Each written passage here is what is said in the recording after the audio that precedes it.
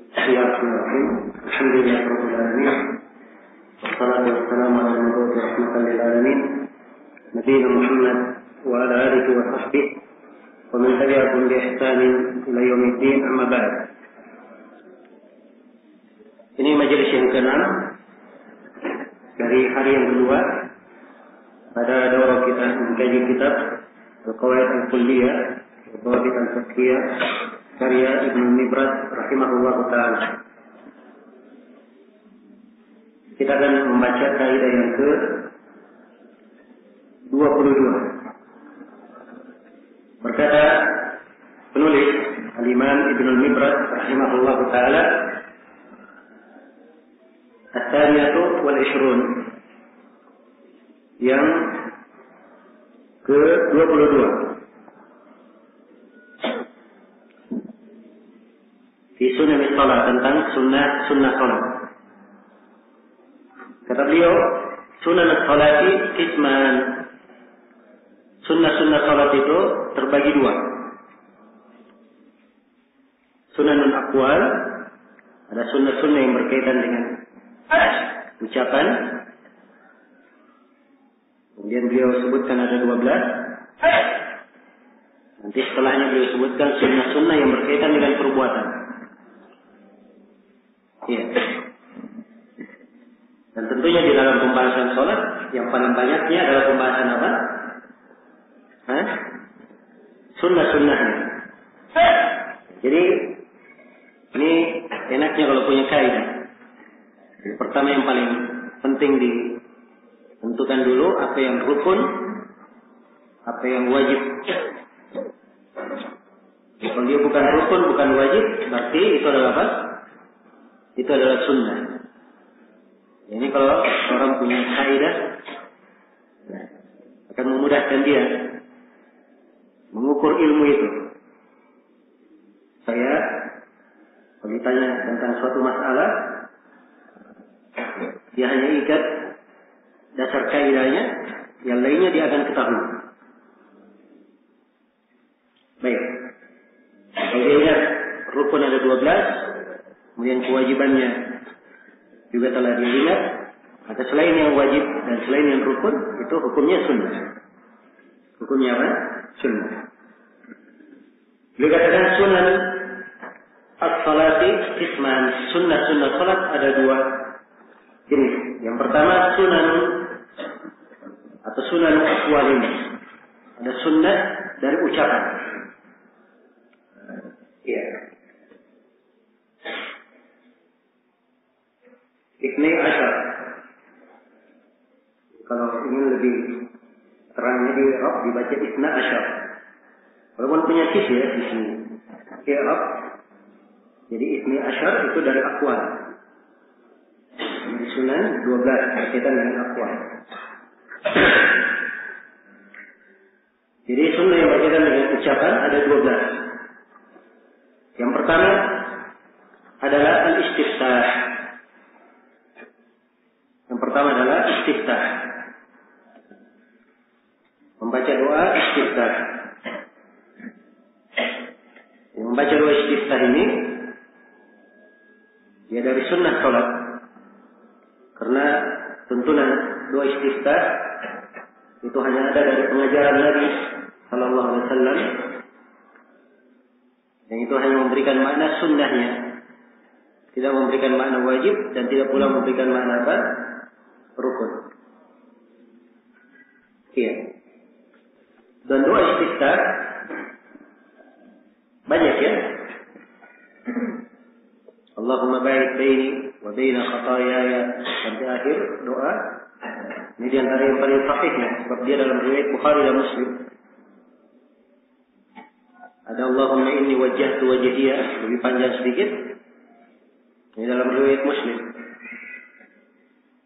Dan di kebanyakan buku-buku fikih Hanbaliyah disebutkan doa istiftah yang singkat. Subhanakallahumma wa bihamdik wa tabaraka ismuka wa ta'ala jadduka wa la ilaha ghairuk. Ini ringkas doa istiftah.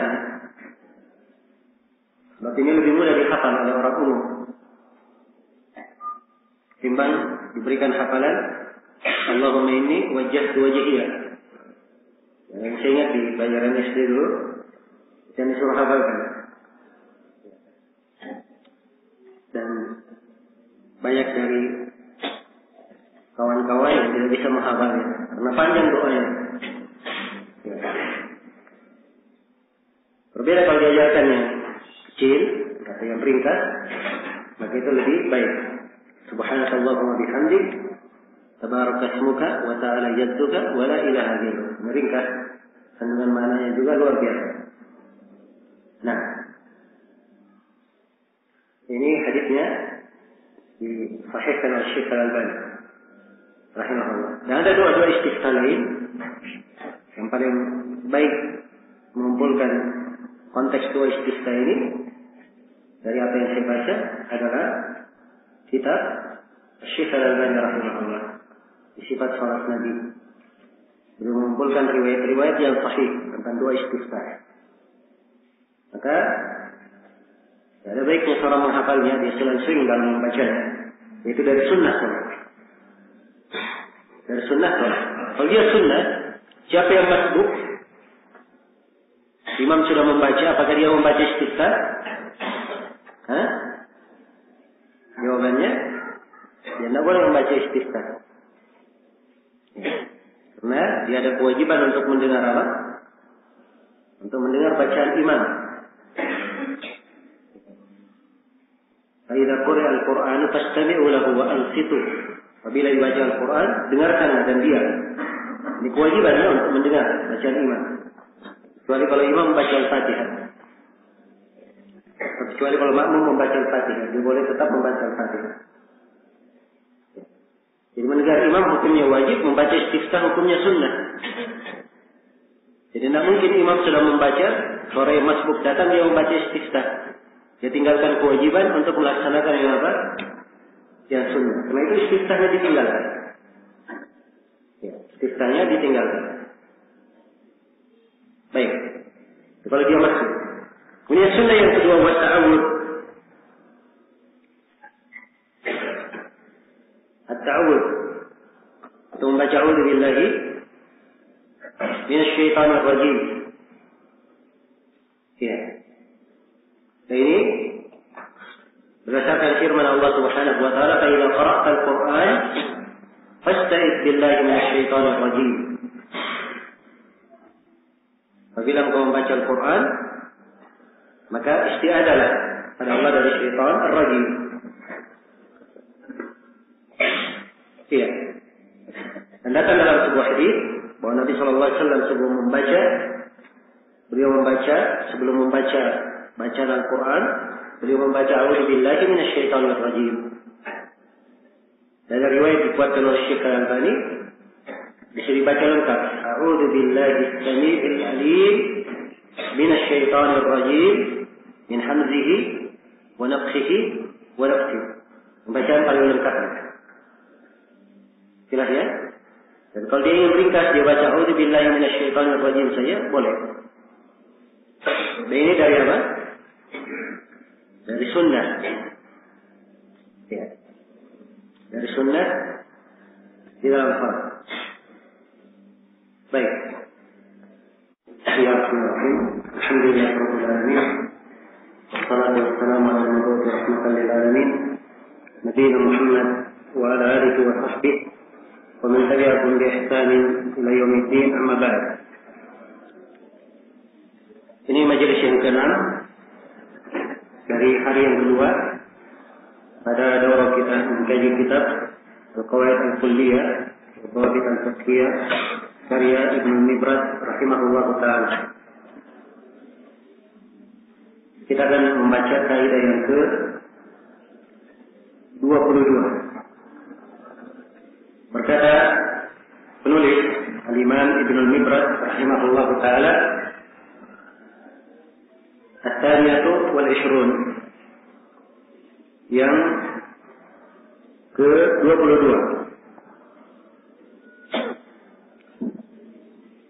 Di sunnah salat, tentang sunnah salat. Kata beliau, sunnah salati qisman. sunnah-sunnah salat itu terbagi dua. Sunanun aqwal, ada sunnah-sunnah yang berkaitan dengan ucapan. Kemudian beliau sebutkan ada 12. Nanti setelahnya beliau sebutkan sunnah-sunnah yang berkaitan dengan perbuatan. Iya. Dan tentunya di dalam pembahasan sholat yang paling banyaknya adalah pembahasan apa? Sunnah-sunnahnya. Jadi ini enaknya kalau punya kaidah. Yang pertama yang paling penting ditentukan dulu apa yang rukun, apa yang wajib. Kalau dia bukan rukun, bukan wajib, berarti itu adalah apa?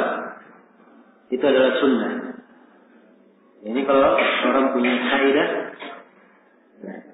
akan memudahkan dia mengukur ilmu itu. Saya kalau ditanya tentang suatu masalah, dia hanya ikat dasar kaidahnya, yang lainnya dia akan ketahui. Baik.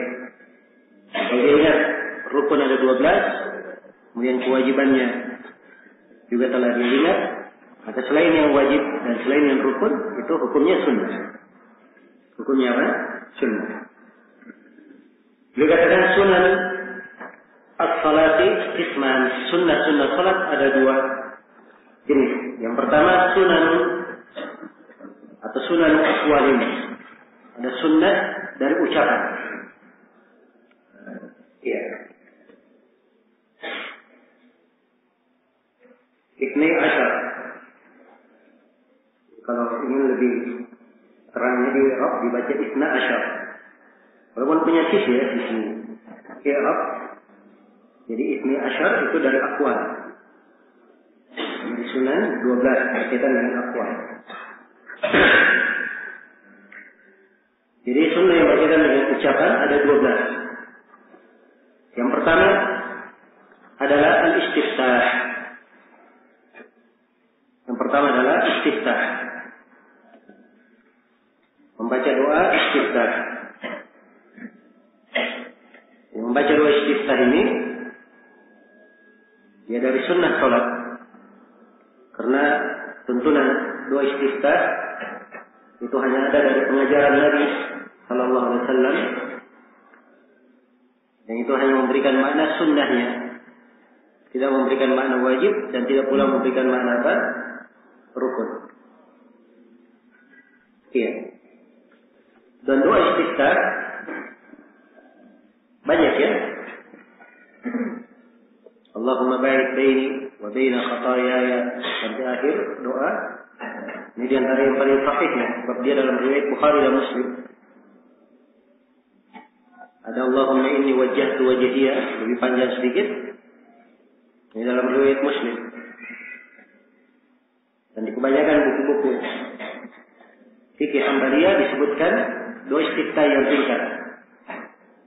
Subhanakallahumma wa bihamdik wa tabaraka ismuka wa ta'ala jadduka wa la ilaha ghairuk. Ini ringkas doa istiftahnya. Sebab ini lebih mudah dihafal oleh orang umum.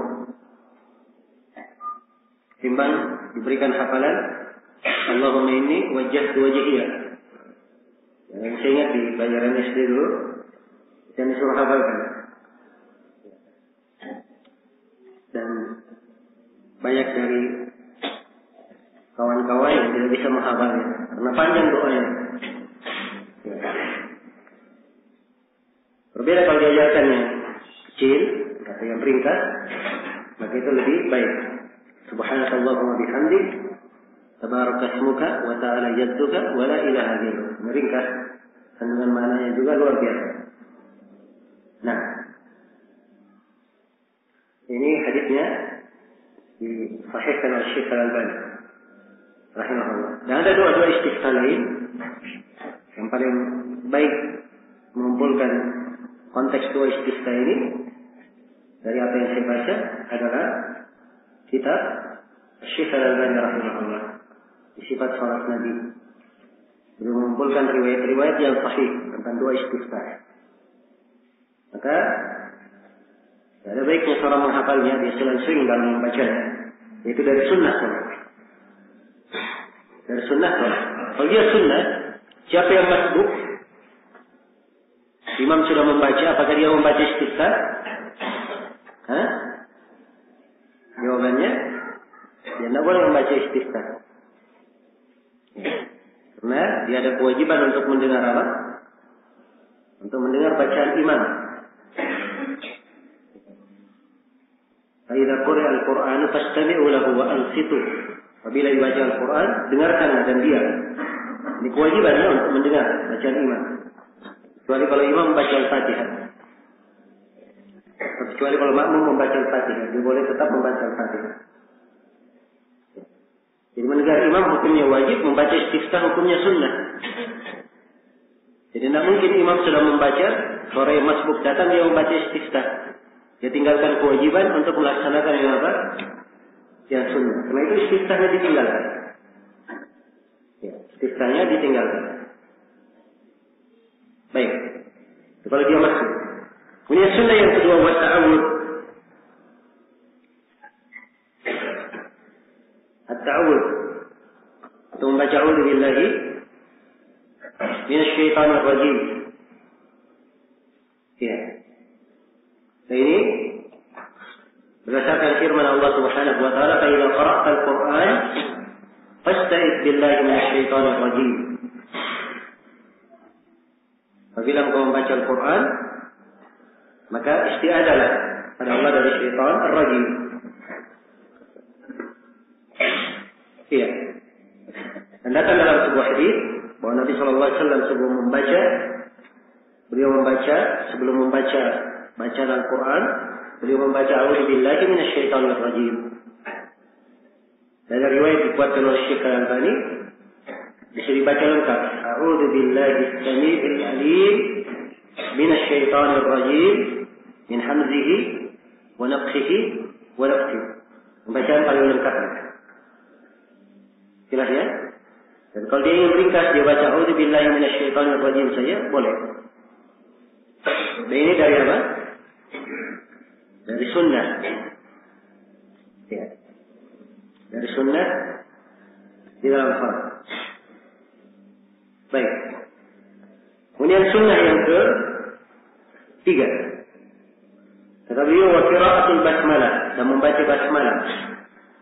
Itu membaca bismillahirrahmanirrahim. Ketika disebutkan dia di sunnah, maka sudah jelas mazhab penulis bahwa bismillahirrahmanirrahim tidak terhitung ke dalam Al-Fatihah. Kalau dia terhitung di Al-Fatihah, tentunya akan beliau terangkan kecuali basmalah yang di surah Al-Fatihah. Jadi tatkala beliau terangkan basmalah saja begini, ini menunjukkan bahwa beliau menganggap basmalah semuanya sunnah untuk dibaca. Bismillahirrahmanirrahim. Dan basmalah sunnahnya adalah tidak dijaharkan. Tidak dijaharkan. Karena Nabi sallallahu alaihi wasallam, Abu Bakar, Umar, Utsman dan para sahabat tidak ada yang menjaharkan Bismillahirrahmanirrahim. Iya. Dan hadis-hadis yang menjelaskan tentang bolehnya menjaharkan, semuanya ada kelemahan, tidak ada yang kuat. Tidak ada yang kuat. Karena itu, yang sunnah di dalam membaca basmalah adalah tidak dijaharkan. Tidak dijaharkan. Baik.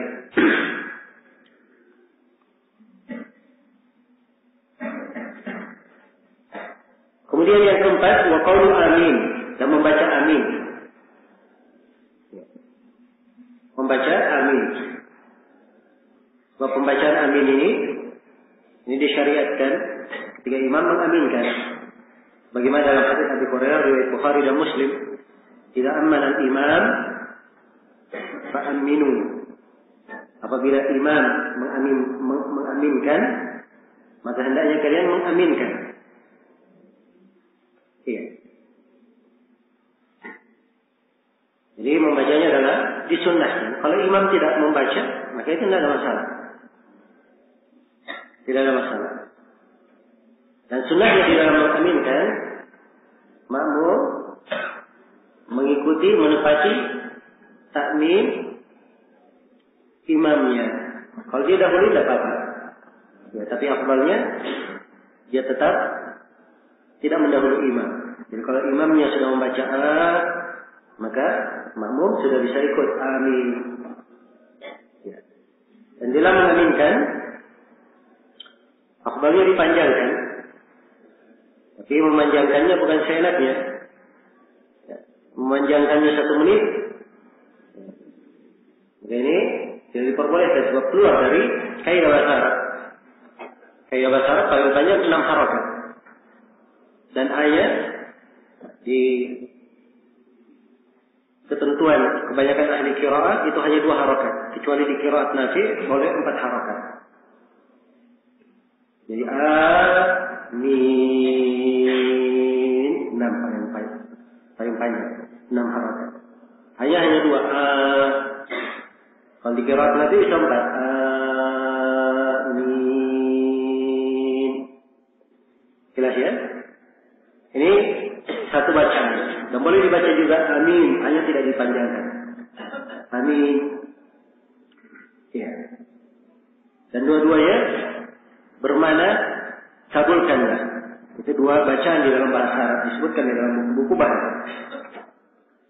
Ya, tapi sunnahnya syah di dalam hadis Nabi memanjangkan aminnya.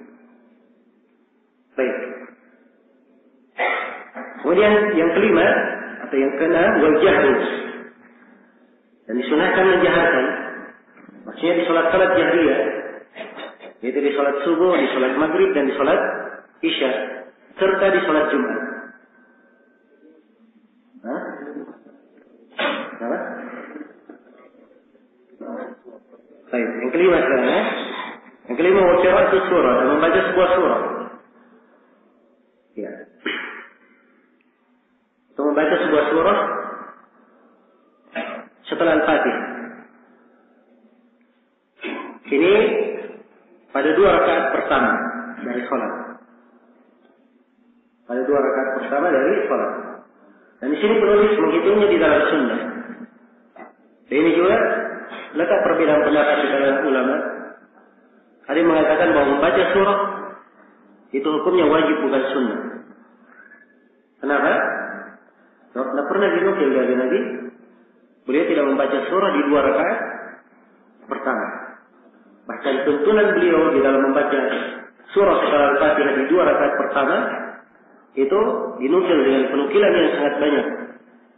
Ada bacaan-bacaan beliau di salat subuh, bacaan beliau di salat zuhur, di salat asar, bacaan beliau di salat maghrib, di salat isya. Iya. Karena beliau tidak pernah dinukil meninggalkannya, dan ini memberikan kesan kewajiban. Maka saya kira pendapat ulama yang menganggap itu wajib, mungkin itu yang lebih dekat. Ya. Kalau dimasukkan kepada kewajiban, lebih tepat daripada dikatakan dia sunnah. Jelas ya? Ini membaca surah. Baik, yang keenam menjaharkan bacaan.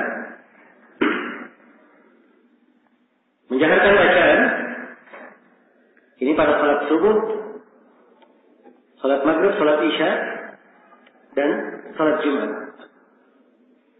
Ya. Nah, Nabi SAW menjaharkannya. Maka menunjukkan disunnahkannya.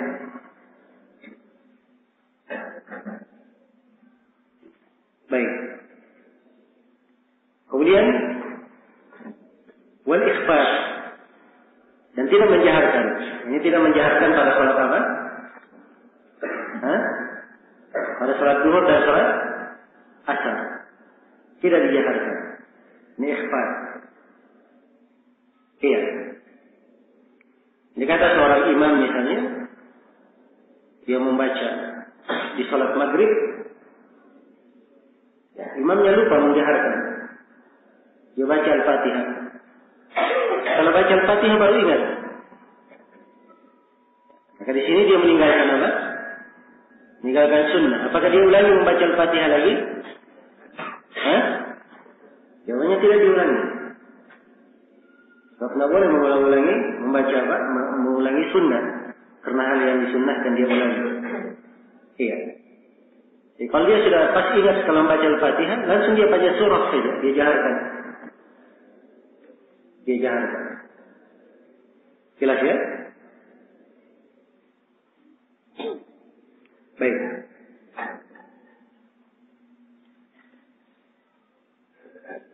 Kemudian yang ke-8 dari sunnah, wa qawlu mil'as samai wal ardi ba'da tahmid. Membaca mil'a as-samai wal ard setelah tahmid.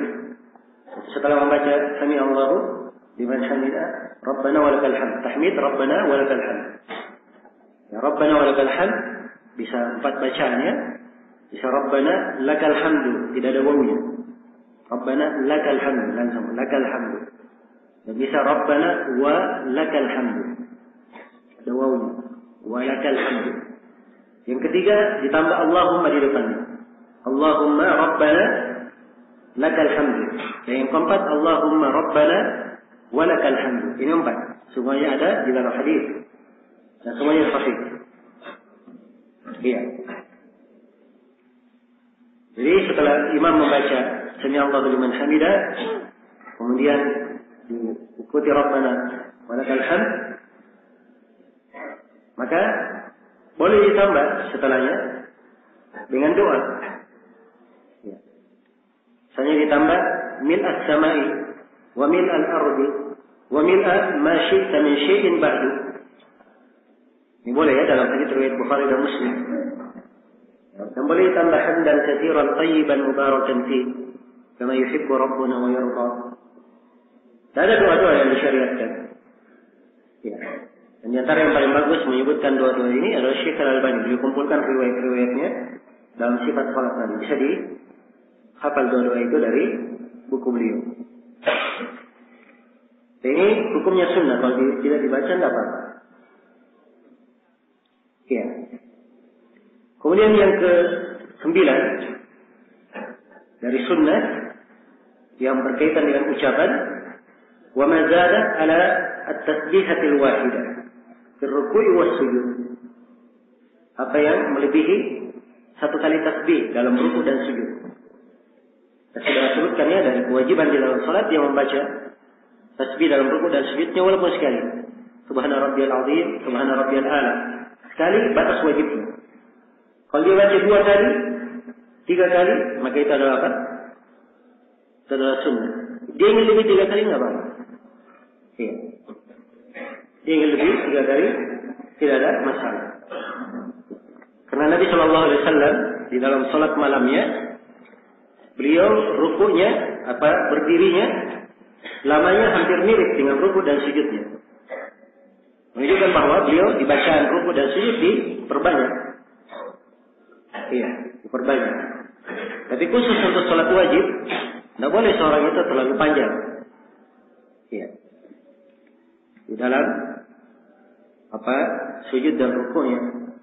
Jangan sampai dia membaca surah Al-Waqiah sholat subuh. Surah Al-Waqiah perlu waktu 20 menit untuk membacanya. Dia rukuk 20 menit juga. Ya. Ini keliru ya. Kalau sholat malam tidak masalah, tapi di sholat as-salat tidak melakukan hal yang seperti itu. Ini nukil dari mereka yang paling banyak mungkin tasbihnya sekitar 9 kali atau semisal itu paling banyak. Iya.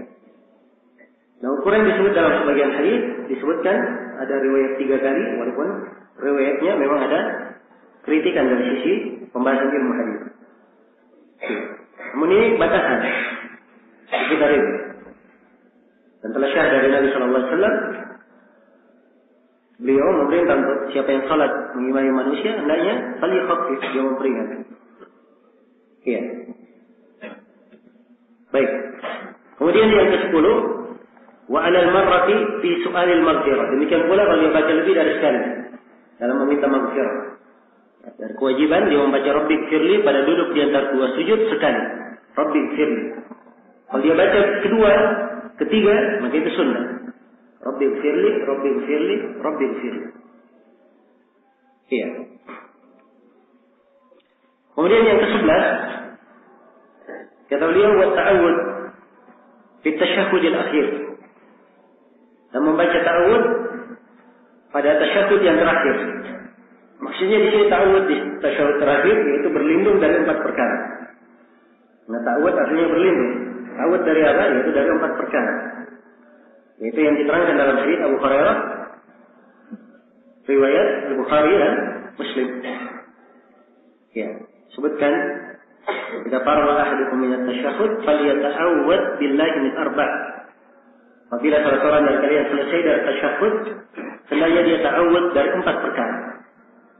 Min adabi jahannam, min adabil qabr, wa min fitnatil mahya wal mamat, wa min syarri fitnatil masiihid dajjal. Jadi boleh dia berkata a'udzu billah Allahumma inni a'udzu bika min adabi jahannam wa min adabil qabr wa min fitnatil mahya wal mamat wa min fitnatil masiihid dajjal. Dia ta'awud seperti itu. Dan ini oleh penulis dihitung sunnah. Dihitung sunnah. Tapi di konteks hadisnya perintah. Falyata'awwad, perintah. Dan Syekh Al-Albani rahimahullah menganggap bahwa ini menunjukkan makna wajib. Karena tidak ada yang memalingkannya dari kewajiban. Asal dari perintah di pembahasan ilmu ushul fikih, asalnya menunjukkan makna wajib. Kecuali kalau ada dalil yang memalingkannya. Ya. Walaupun kebanyakan ulama yang mengatakan bahwa ini hukumnya sunnah, tapi mungkin ulama yang mengatakan wajib karena asalnya di sini perintah, itu adalah pendapat yang punya sisi kekuatan. Ya, jelas ya? Kalau dimasukkan di dalam kewajiban, saya kira bukan hal yang jauh dari benar. Baik, ini yang ke-11. Ta'awud di tasyahhudil akhir. Kemudian yang ke-12, wal qunut fil witri. Dan qunut pada witir. Dari ucapan juga qunut di witir.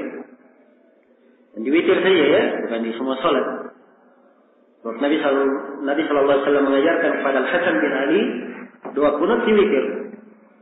Allahumma hdini fi man hadait wa atini fi man afait wa tawallani fi man tawallait. Terus diajarkan di mana? Di qunut witir. Tidak dibaca di qunut subuh. Ya, sebagaimana yang dilakukan oleh sebagian orang. Baik. Ini 12 ya, dan masih ada yang belum disebut oleh penulis. Dari sunnah yang jelas. Seperti berdoa sebelum salat.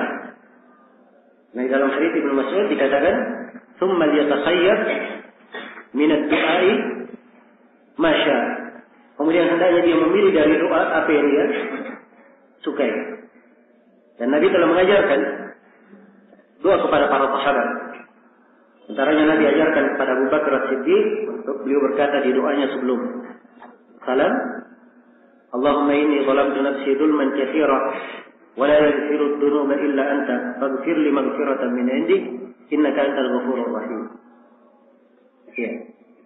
Dan juga telah syahid dari Nabi sallallahu alaihi wasallam beliau mengajarkan kepada Mu'adz untuk mengucapkan di duburi kulli salat. Di dubur setiap salat, Allahumma a'inni ala dzikrika wa syukrika wa husni ibadatik. Dan dubur di sini ada 2 penafsiran di kalangan para ulama. Ada yang menafsirkan dubur bermakna setelah salam. Dia membaca doa itu. Jadi kalau dibaca setelah salam berarti dia dari zikir setelah salat. Ada yang menafsirkannya bahwa doa ini dibaca sebelum salam. Dan ini pendapat lebih kuat. Karena kata dubur di dalam bahasa Arab, dubur sesuatu adalah bagian dari sesuatu itu, tidak terpisah dari itu. Ya. Kalau dikatakan dia di dalam salat itu lebih tepat. Jelas ya? Ini di antara sunnah juga. Tidak disebutkan oleh penulis. Rahimahullahu ta'ala. Dan mungkin ada yang lainnya. Tapi di sini sekedar isyarat dari beliau. Ya. Dan beliau sendiri juga menyebutkan secara terperinci sunnah-sunnah yang berkaitan dengan perbuatan.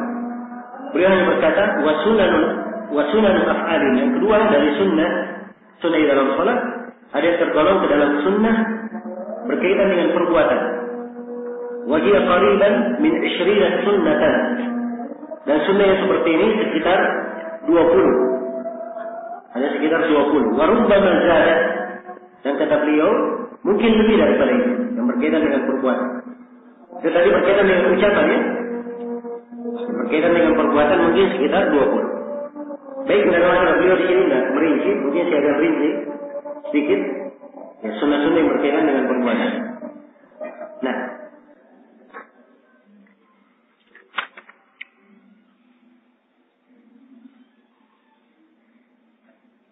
baik, dari sunnah-sunnah yang berkaitan dengan perbuatan,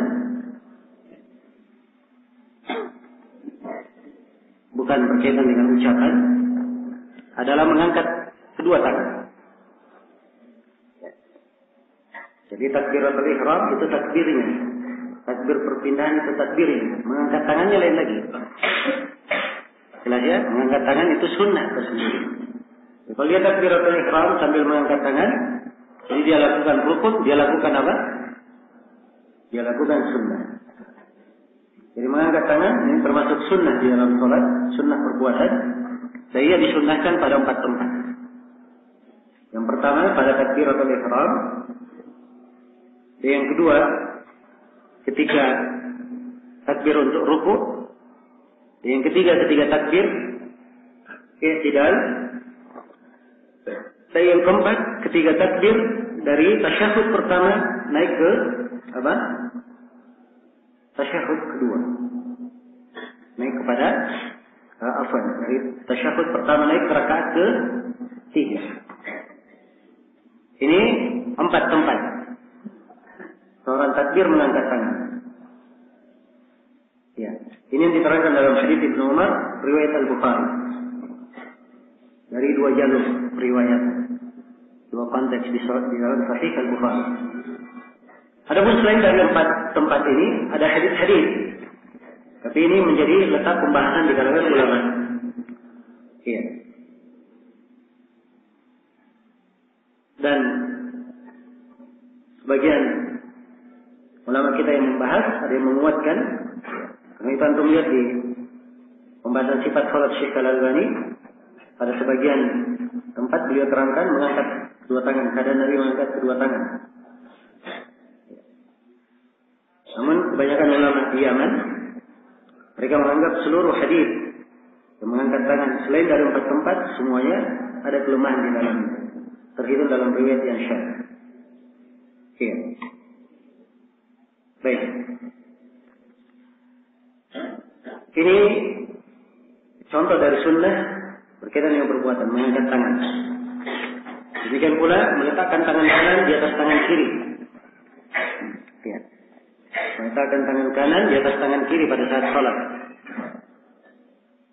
Meletakkan tangan kanan di atas tangan kiri ini hukumnya sunnah. Jelas ya? Memang hadis-hadis yang menjelaskannya mutawatir, tapi hanya berkaitan dengan perbuatan. Berkaitan dengan perbuatan, dan itu paling tinggi menunjukkan makna sunnah. Tangan kanan diletakkan di atas tangan kiri. Di sebagian riwayat meletakkannya disebutkan sebagian tangan ada yang di atas punggung tangan, ada yang di pergelangan dan sedikit di tulang as-sa'id. Tulang as-sa'id ini antara pergelangan dan pertengahan. Antara siku dan pergelangan, di pertengahan sampai ke pergelangan. Ini disebut as-sa'id. Jadi diletakkan begini, meletakkannya di sebagian riwayat. Sebagian riwayat yang lain Nabi menggenggam. Ya, digenggam. Jelas ya? Beda meletakkan dengan apa? Menggenggam. Ya, kalau dia meletakkan begini, sunnahnya begini. Kalau dia menggenggam silakan. Dia menggenggam begini boleh. Ya, menggenggam begini juga boleh. Ya. Karena ini ada kemudahan. Seorang kalau misalnya sedang sholat berjamaah dia gini akan membuat sempit orang yang di sampingnya. Jadi kalau dia begini mungkin, apalagi di kondisi orang sempit, ini akan lebih memudahkan. Lebih memudahkan. Tapi digenggam ya, digenggam. Dia diletakkan. Baik. Ini di antara contoh sunnah. Kemudian di antara contoh sunnah lain, iya.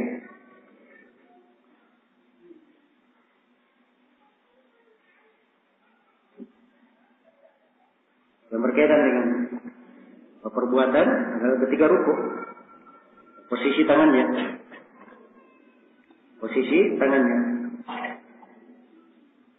Nah, posisi tangannya di atas lutut, dia apa? Direnggangkan. Posisi jari jemarinya di atas lutut direnggangkan. Dan tidak digenggam begini, tapi direnggangkan.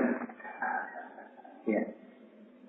Kemudian punggung diluruskan dan tangan bisa dilipat sedikit. Nah, ini semuanya syah dalam hadis. Nah,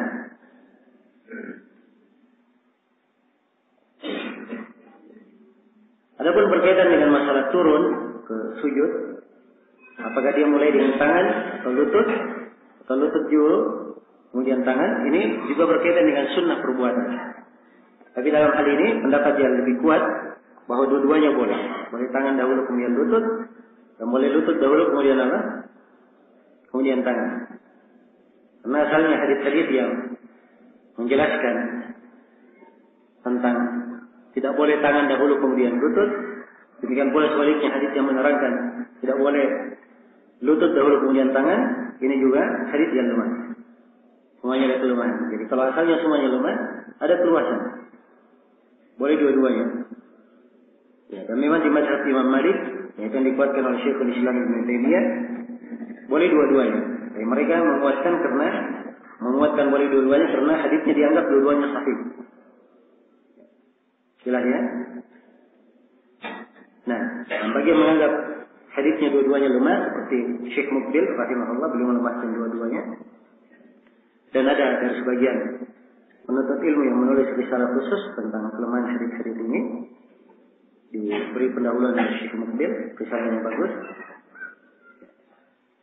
Diterangkan kelemahan hadis-hadis tangan dahulu kemudian lutut, demikian pula lutut dahulu kemudian apa? Tangan. Jadi asalnya ada keluasan. Ini yang lebih tepat insyaallah, dan juga syah dari Imam Ahmad, beliau juga berpendapat Imam Malik ya sama siapa? Syekhul Islam Ibnu Taimiyah.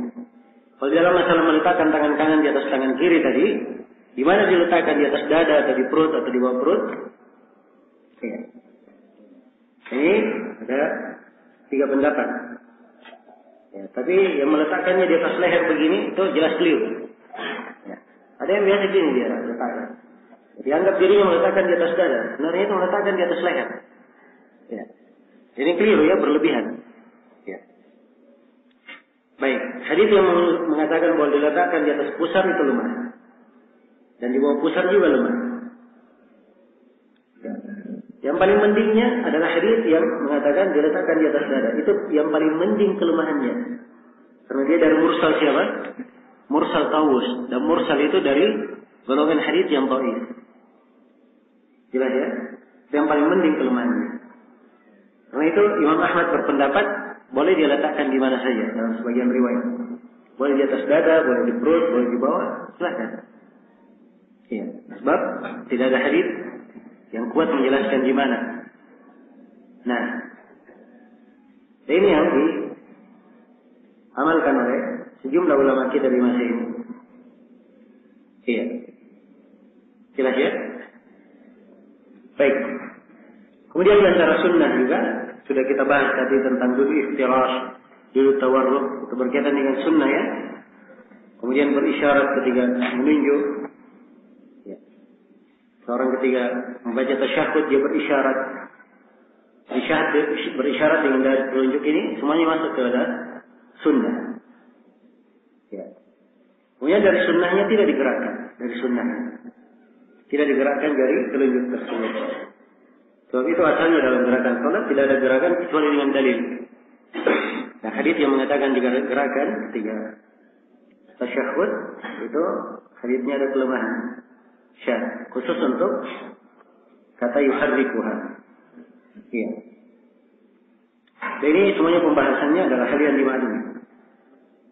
Baik. Kemudian juga di posisi sujud ada sunnah-sunnah gerakan juga, bagaimana dia meletakkan tangannya ketika sujud, ya, dan bagaimana posisi sikunya nggak boleh merapat ke bumi, tapi dia renggangkan, dia keluar. Ya, sebab Nabi Shallallahu Alaihi Wasallam dalam hadis Abdullah bin Buhaina, riwayat Bukhari dan Muslim, beliau sujud dan beliau mengembangkan kedua sipunya sampai kelihatan kedua ketiak beliau. Jelas ya? Ini kalau dia sholat sendiri ya, dia sebagai imam. Mau sholat berjamaah tak mungkin begini. Kasihan tetangganya. Jelas ya? Karena itu tadi saya berikan kaidah. Sunnah itu kalau bisa memberikan gangguan kepada orang itu tidak disunnahkan untuk dia lakukan. Jelas ya? Disunnahkan untuk dia lakukan. Ya. Baik. Ini kaidah sebenarnya bermanfaat kalau dibahas di banyak ini. Ya banyak sekali membahasnya, termasuk dalam meluruskan shaf. Ya, bukan artinya tidak dirapatkan. Tapi kaki orang di sampingnya dengan diinjak. Biasa saja merapatkannya. Bukan hal yang mengganggu orang. Jelas ya? Saya dirapatkan supaya tidak ada celah syaitan masuk. Ya, tidak ada celah untuk syaitan masuk di dalamnya. Ya. Baik. Demikian pula bersandar di atas tangan ketika bangkit. Bersandar di atas tangan dan tangan itu dibuka, tidak dikepalkan. Ada hadis yang menjelaskan dikepalkan dan hadisnya lemah. Hadisnya lemah. Iya. Baik.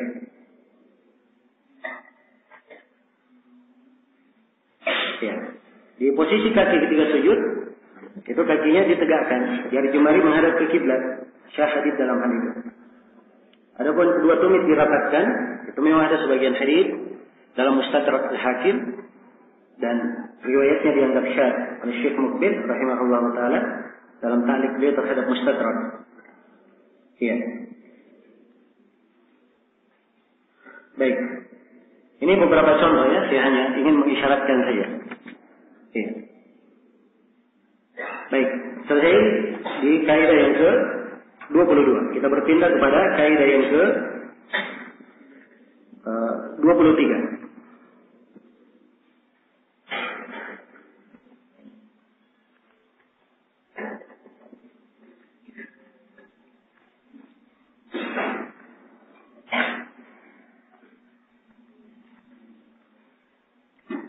Kata penulis rahimahullah taala, as-salisatu wal 20. Kaidah yang ke-23. Dikasih antara dua kurung oleh muallif fi asbab sujud sahwi, tentang sebab-sebab sujud sahwi. Di kaidah yang ke-23 ini pembahasannya tentang sebab-sebab yang mengharuskan adanya sujud sahwi. Ya. Kalimat as-sahwu itu artinya lupa. Jadi sujud ini kaitannya apabila seseorang itu apa? Seseorang itu melakukan kelupaan di dalam sholat. Ya. Nah, ini disebut dengan as-sahwu. Jadi kalau misalnya ada orang yang dia menambah karena sengaja, ada sujud sahwi atau tidak? Tidak ada, batal sholatnya kalau dia menambah. Ya, dia mengurangi dengan sengaja. Ini juga tidak ada sujud sahwi kalau dia sengaja. Jelas ya? Nah, bukan lupa. Dan sujud sahwi itu karena lupa. Baik. Sujud sahwi ini disandarkan kepada kata lupa, karena sujud ini disyariatkan oleh sebab lupa. Begitu maksudnya. Kata beliau, sebab sujud sahwi salah. Sebab-sebab sujud sahwi ada 3. Ada 3 sebab sujud sahwi. Yang pertama, ziyadatun. Pertama, karena menambah. Iya. Karena dia menambah. Dia menambah ruku, atau menambah sujud, menambah berdiri, atau menambah duduk. Ya. Ini jenis-jenis apa? Tambahan. Yang pertama ya karena menambah. Yang kedua, wa naqsun, karena mengurangi.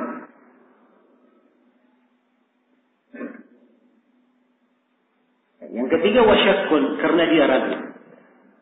Karena dia ragu. Ini 3 sebab secara umum. Baik, kita rinci dari sebab yang pertama, karena dia menambah.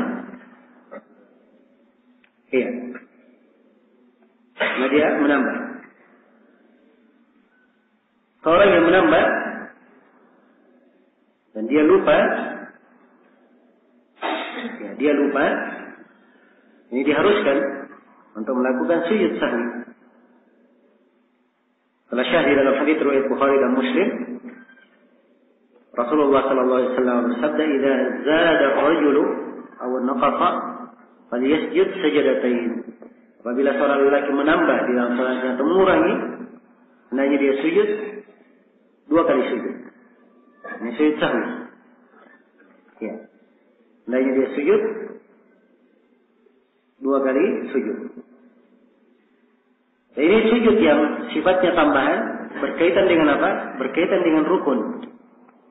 Ya. Dan apa berkaitan dengan rukun yang dia tambah? Dia tambah berdiri, duduk. Ya, bukan tasyahud, dia duduk, dia baca juga tasyahud.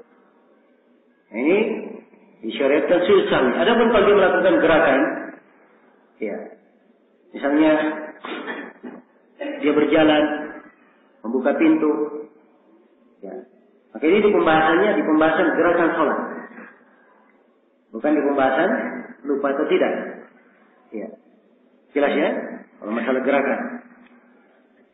Nah, dan gerakan yang banyak kalau dia sengaja itu batal sholatnya. Kalau gerakan banyak, kalau gerakan sedikit tidak apa-apa kalau diperlukan. Kalau gerakan sedikit, ya. Contoh gerakan sedikit misalnya, ya. Ada orang yang menutup pintu dia lagi sholat, ya. Dia bergerak sedikit membuka pintu, kemudian lanjut sholat. Jadi tidak apa-apa, gerakan sedikit. Jelas ya? Ya. Sebutkan di sebagian apa? Fatwa Lajnah Daimah. Ya. Seorang sedang sholat di rumahnya, di depan telepon. Teleponnya bunyi. Ya. Maka Lajnah memberikan fatwa tidak apa-apa dia mengangkat telepon itu. Kemudian dia membaca Subhanallah atau memperdengarkan apa yang dia baca, supaya orang itu tahu bahwa dia sedang sholat. Jangan teleponnya bunyi terus sampai sholat, mengganggu. Gerakan sedikit.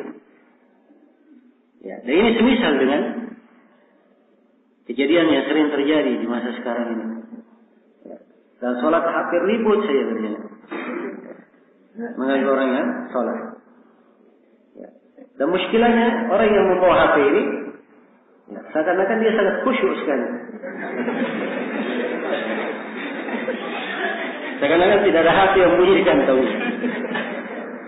Iya. Jadi keliru. Harusnya dia bergerak sedikit, matikan hatinya selesai. Tidak mengganggu orang yang apa? Orang yang sholat. Dan itu ada di fatwa Syekh Ibnu Utsaimin. Beliau membolehkan. Kalau itu gerakan sifatnya apa? Sifatnya sedikit. Gerakan sifatnya sedikit. Baik. Jadi ini tidak termasuk dia di pembahasan sujud sahwi kita. Ini kalau dia menambah sesuatu yang merupakan rukun di dalam sholat. Iya. Apakah dia menambah rakaat, ya, sujud, berdiri atau yang semisal dengannya. Baik.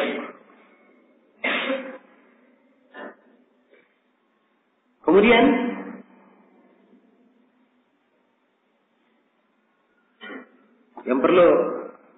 yang kedua yang diterangkan oleh penulis di sini, saya jelaskan dulu ya, bagaimana bentuk-bentuknya. Nanti saya terangkan tentang di mana sujud sahwi.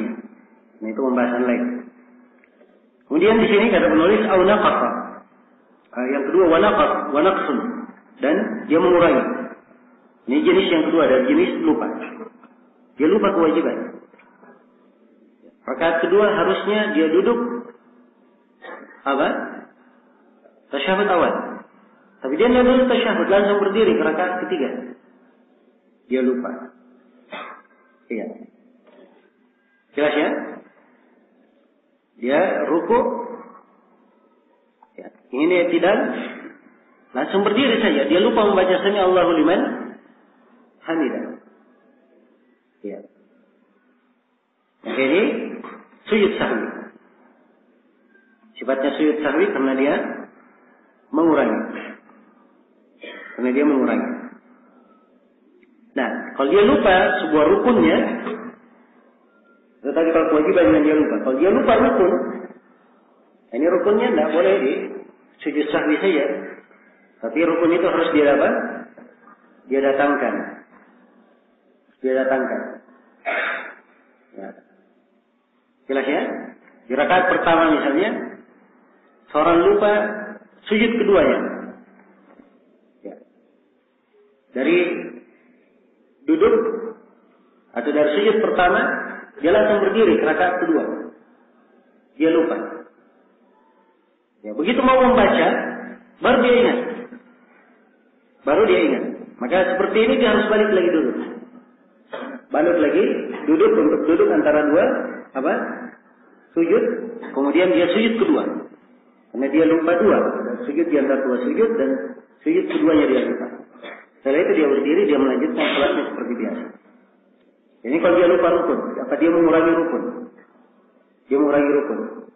Ya, sama dengan menambah tadi ya. Kalau dia menambah misalnya rakaat kelima,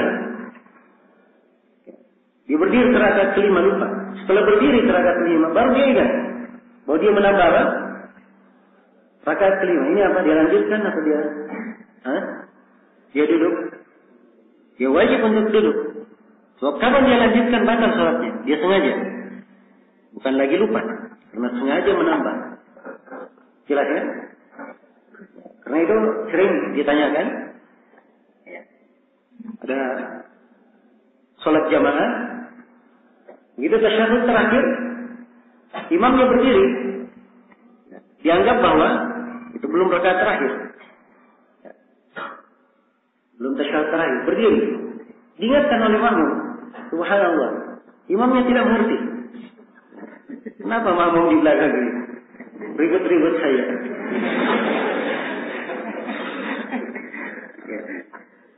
Ini salat saya sudah benar. Ini rakaat terakhir. Imamnya yakin. Jelas? Sekarang makmum apa yang dia lakukan? Dia ikut imam?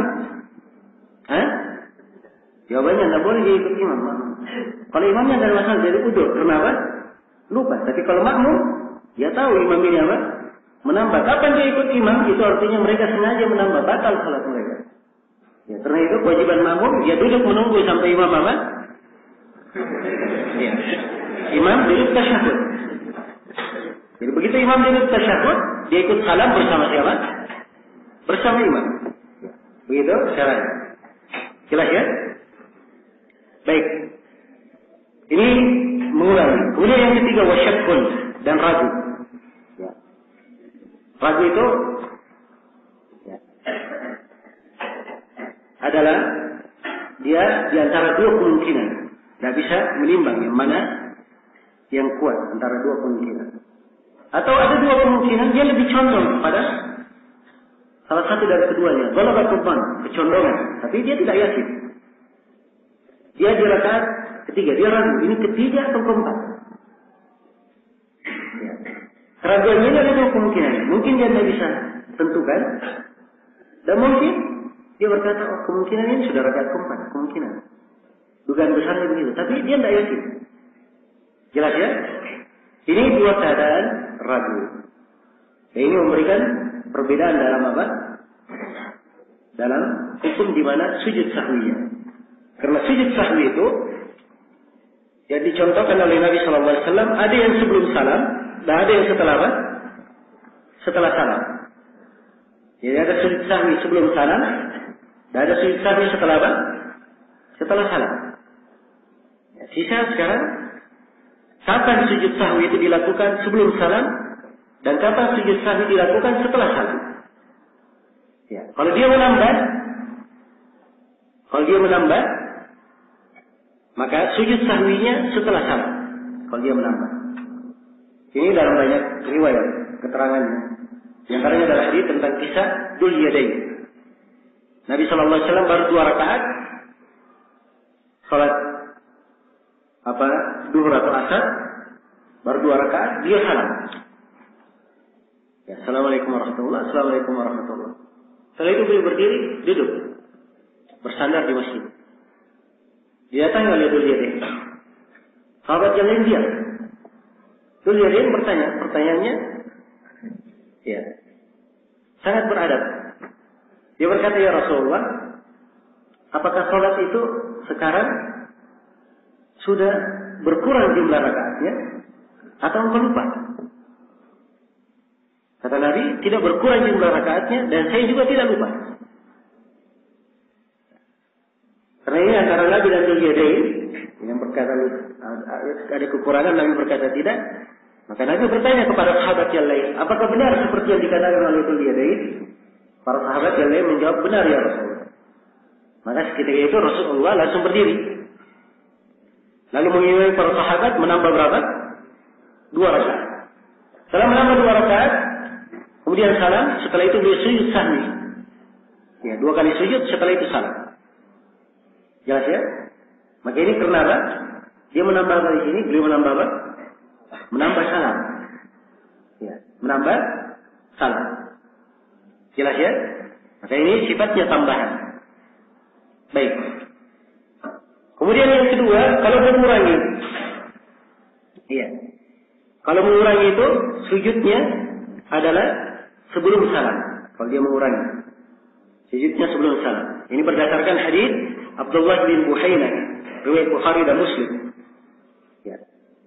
Di mana Nabi sallallahu alaihi wasallam mengimami para sahabat 2 rakaat. Ya. Beliau salat mengimami, begitu sudah salat 2 rakaat, harusnya beliau tasyahud, beliau tidak tasyahud, tapi langsung berdiri. Ya. Kemudian Nabi menyempurnakan salatnya. Jadi tidak tasyahud awal. Sekarang ini apa? Mengurangi atau menambah? Mengurangi. Apa yang dilakukan oleh Nabi? Kata Abdullah bin Buhainah, begitu mendekati sholat selesai, kami tunggu beliau untuk salam. Ternyata beliau tidak salam. Tapi kabbara qabla taslim. Beliau bertakbir sebelum taslim, sebelum salam. Fasajada sajadatain. Lalu beliau sujud 2 kali sujud. Wa huwa jalis, dan beliau dalam keadaan duduk. Summa sallam. Kemudian beliau salam. Jelas ya? Ini kalau mengurangi. Ya, kalau sifatnya dia mengurangi, demikian keadaannya. Ya, seorang rakaat pertama, Allah baca Al-Fatihah. Setelah baca Al-Fatihah, langsung dia apa? Ruku. Ada yang kurang? Hah? Ada yang kurang?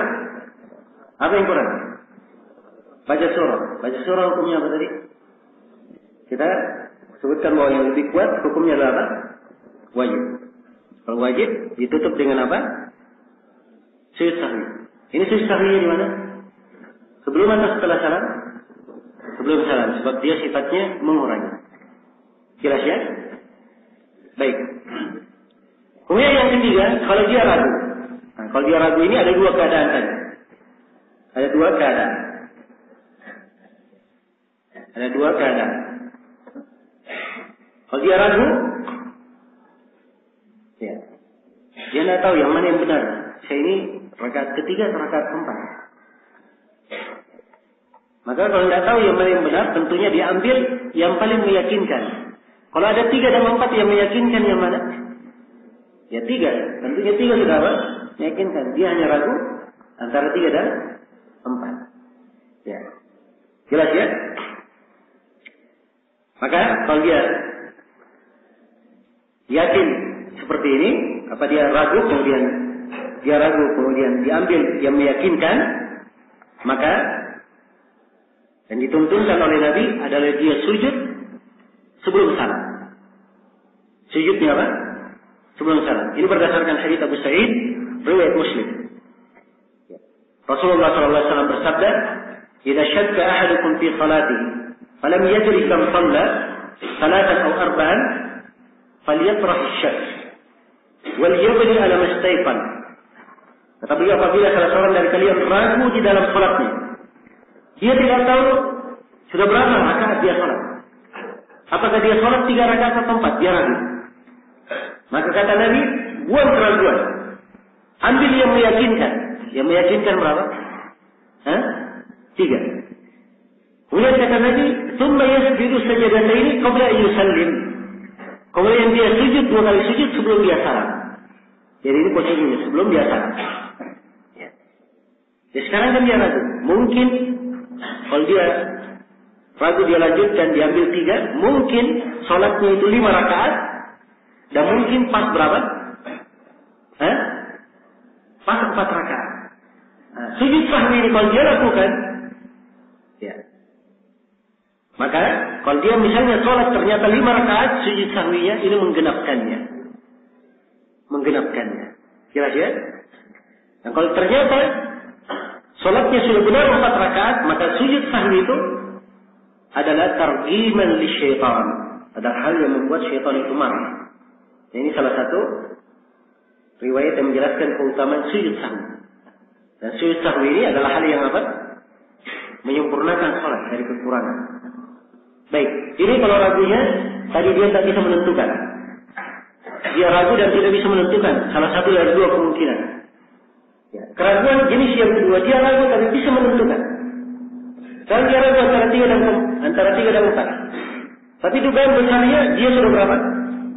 Sudah 4. Itu dugaan besarnya.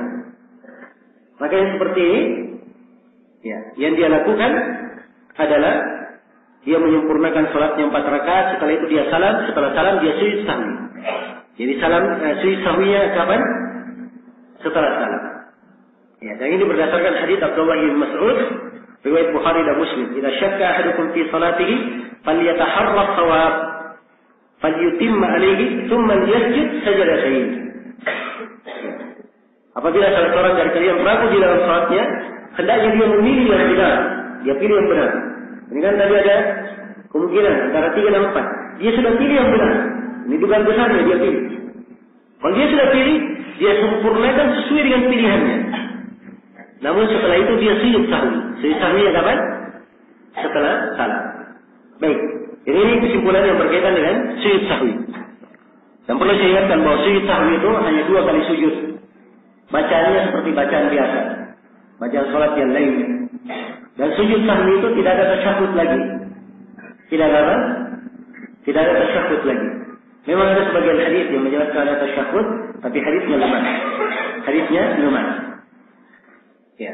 Jadi kalau dia sudah tasyahud untuk sholatnya, kemudian dia sujud sahwi, ya, dia duduk, langsung salam saja. Tidak ada lagi apa? Tidak ada lagi tasyahudnya. Baik, selesai sudah kaidah yang keberapa? Ke-23. Sekarang kita pindah kepada kaidah yang ke-24. Ini tentang waktu-waktu terlarang melakukan sholat. Kaidah tentang waktu-waktu terlarang melakukan sholat. Tetapi awqatun nahyi khamsatun. Waktu-waktu terlarang ada 5. Iya. Ini penjelasan tentang waktu terlarang melakukan sholat. Dan penulis di sini menyebutkan 5 waktu terlarang untuk melakukan sholat. Kata beliau, waktu terlarang yang pertama ba'dal fajri hatta tatlu asy-syams. Yang pertama setelah sholat subuh sampai matahari terbit. Ya. Sholat subuh sampai matahari terbit. Kemudian yang kedua, ya kalau dikatakan sampai matahari terbit, ya, dari sholat subuh sampai matahari mau terbit, ya belum lagi matahari selesai apa? Terbit, sampai matahari mau terbit. Ya. Kemudian yang kedua, kata beliau, inda tulu'iha hatta tartadi qaida rumsin. Ketika terbitnya, jadi ketika bola lingkaran matahari ini naik, nah, ini masih waktu terlarang. Ya. Waktu terlarang sampai tartadi qaida rumsin, sampai matahari ini tinggi sekitar 1 tombak. Ya, dan ini menurut Syekh Ibnu Utsaimin, sekitar 1 tombak ini sekitar 15 menit. Sekitar berapa? 15 menit. Iya. Baik.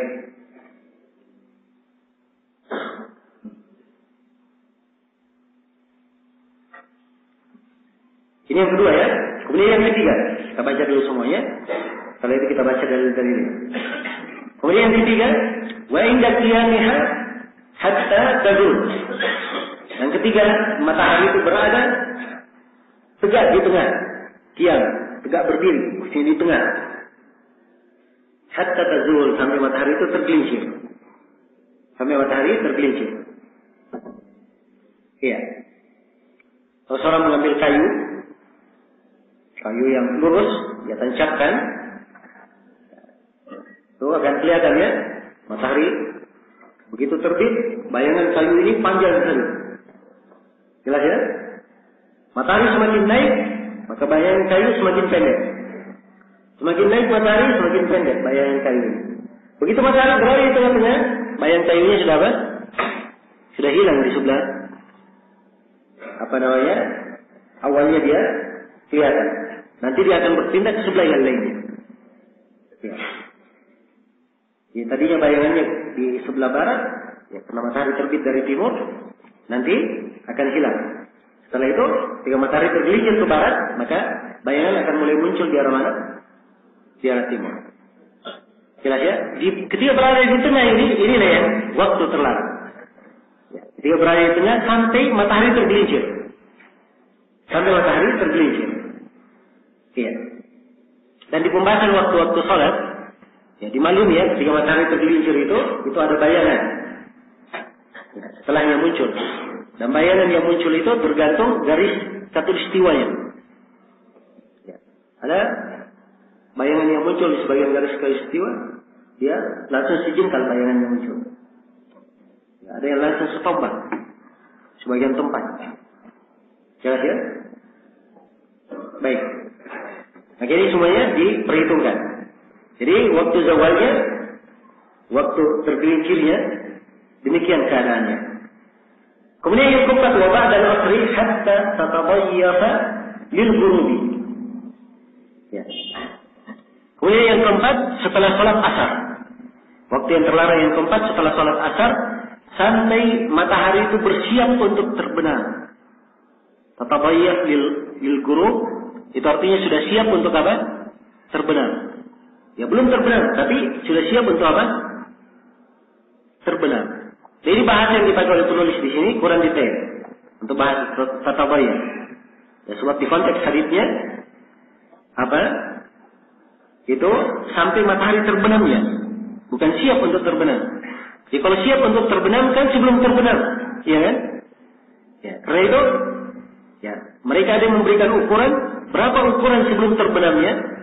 Ada yang memberi ukuran sekitar 1/4 jam sebelum terbenamnya. Ada yang memberikan ukuran dilihat kepada cahaya matahari. Kalau dia sudah menguning, nah itu sudah habis waktu terlarang. Ini kurang tepat. Lebih tepatnya, karena di dalam hadis Abdullah bin Amr riwayat Bukhari dan Muslim, "Idza ghaba hajibus syams fa akhir as-salata hatta taghrib." Apabila hajibus syams sudah hilang, maka akhirkanlah salat sampai dia terbenam. Jadi diberikan ukuran sampai apa? Sampai dia terbenam, bukan sampai mendekati terbenam. Ya. Bukan sampai dia mendekati terbenam. Baik. Kemudian yang kelima, wa idza tabayyafat lil ghurubi hatta taghrub. Ketika dia bersiap turun, terbenam sehingga dia benar-benar terbenam. Iya. Sampai dia benar-benar terbenam. Ini 5 tempat. Ya, dan 5 tempat ini kadang diringkas oleh para ulama menjadi 3. Ya, jadi hanya disebutkan dari setelah sholat subuh sampai matahari terbit, begitu saja. Dan ini sudah masuk 2 kan? Di dalamnya. Ya. Kemudian yang kedua adalah ketika matahari berada di pertengahan tergelincir. Kemudian yang ketiga dari setelah asar sampai matahari terbenam. Nah, ini bagi siapa yang meringkas, rinciannya 5, tapi ringkasannya 3. Jelas ya? Rinciannya 5 waktu terlarang, ringkasannya berapa? 3. Iya. Baik. Nah, saya berikan contoh supaya lebih jelas. Andai kata misalnya matahari itu terbit jam 6. Iya. Dia mulai terbit jam 6. Selesai terbit misalnya jam 6:15 menit selesai terbit.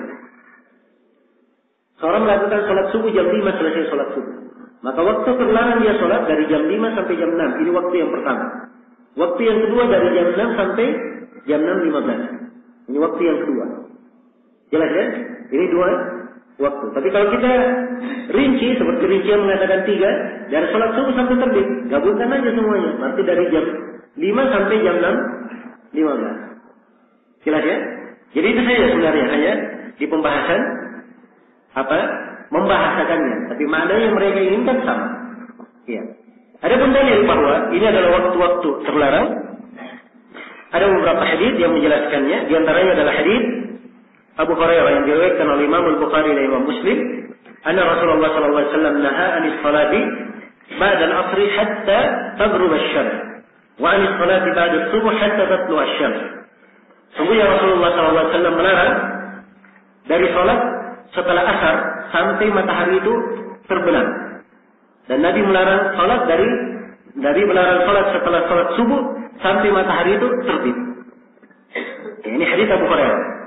Hadis yang kedua adalah hadis Uqbah bin Amir, riwayat Muslim. Salatu sa'atin kana Rasulullah sallallahu alaihi wasallam yanhana an nusalli fihinna atau an naqbura fihinna mautana. Ya, ada 3 waktu yang Rasulullah sallallahu alaihi wasallam melarang kami untuk melakukan salat pada 3 waktu ini atau menguburkan orang yang meninggal di antara kami pada 3 waktu ini. Yang pertama, hina tatlu'u asy-syamsu bazighatan hatta tartafi. Yang pertama ketika matahari itu terbit sampai dia tinggi. Ya. Tingginya tadi diberi kadar berapa? 1 rumah. Dan ini syahid pembahasan salat Id. Karena salat Id dilakukan di kadar itu. Kemudian yang kedua, wahina yaqumu qa'imu adh-dhahirati hatta tamila asy-syams. Dan ketika matahari tegak berada di tengah sampai ia tergelincir. Yang kelima, yang ketiga, wahina tadayyaqu asy-syamsu lil ghurubi hatta taghrub. Ketika matahari sudah bersiap untuk terbenam sampai ia terbenam. Ini 3 waktu lainnya. Jadi dari hadis Abu Hurairah 2, hadis Uqbah bin Amir 3. Semuanya berapa? Semuanya 5 waktu. Semuanya 5 waktu terlarang. Ya, 5 waktu terlarang inilah yang yang dikuatkan oleh kebanyakan ulama. Ada yang menambah waktu selain daripada 5 ini, tapi hadis-hadisnya tidak kuat. Baik. Selesai sudah ya pembahasan tentang 5 waktu terlarang. Kaidah yang ke-25 setelahnya ini adalah pelengkap untuk kaidah yang ke-24. Kita baca kaidah yang ke-25. Kata beliau al-khamisatu wal 20, kaidah yang ke-25. As-salatu fi waqtin nahyi thalathatu aqsam. Salat pada waktu terlarang itu terbagi 3. Ya.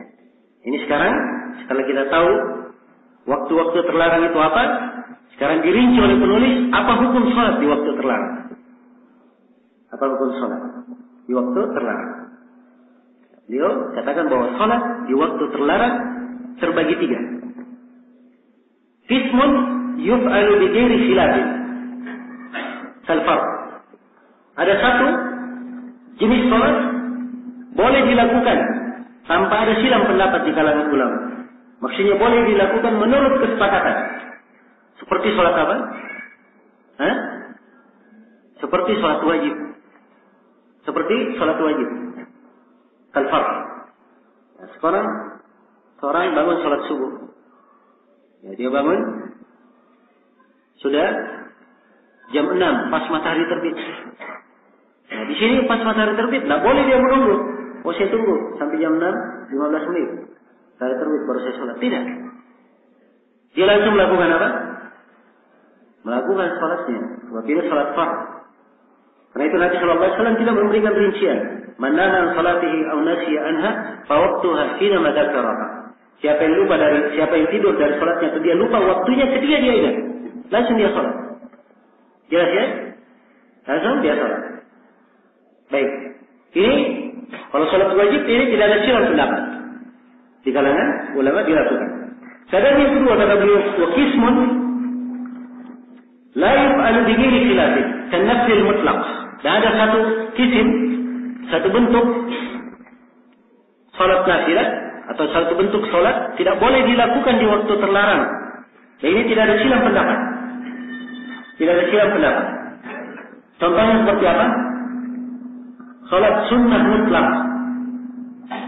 Contohnya seperti sholat sunnah mutlak. Iya. Kalau sholat sunnah mutlak itu dia sholat sunnah tidak terikat dengan waktu, tidak terikat tidak terikat dengan sebab. Dia mutlak. Ya. Jelas ya? Dan telah kita bahas ya di pembahasan sholat sunnah ada namanya sholat mutlak. Ini yang tidak diperbolehkan di sini di waktu terlarang. Yang sifatnya mutlak. Dan yang ketiga, ismun mukhtalafun fihi wa huwa ma lahu sabab. Dan ada jenis ketiga dari jenis sholat, ini silang pendapat di kalangan ulama boleh atau tidak. Yaitu sholat yang punya sebab. Seperti sholat tahiyatul masjid. Ini 2 rakaat dilakukan di masjid disebabkan karena apa? Masuk masjid. Atau sholat sunnah 2 rakaat setelah wudu. Ya. Ini sholat sunnah dilakukan disebabkan karena apa? Karena wudu. Dia punya sebab. Ya. Jelas ya? Baik. Sholat yang punya sebab ini silang pendapat di kalangan ulama. Dan pendapat yang lebih kuat, ini pendapat yang merupakan pendapat jumhurul ulama dan kebanyakan ulama kita di masa ini juga memfatwakan bahwa sholat yang mempunyai sebab itu boleh dilakukan di waktu terlarang. Dan ini pendapat dikuatkan oleh Syekh bin Baz, Syekh Ibnu Utsaimin, Syekh Shalih Fauzan dan selainnya dari para ulama kita di masa ini. Ya, jelas ya?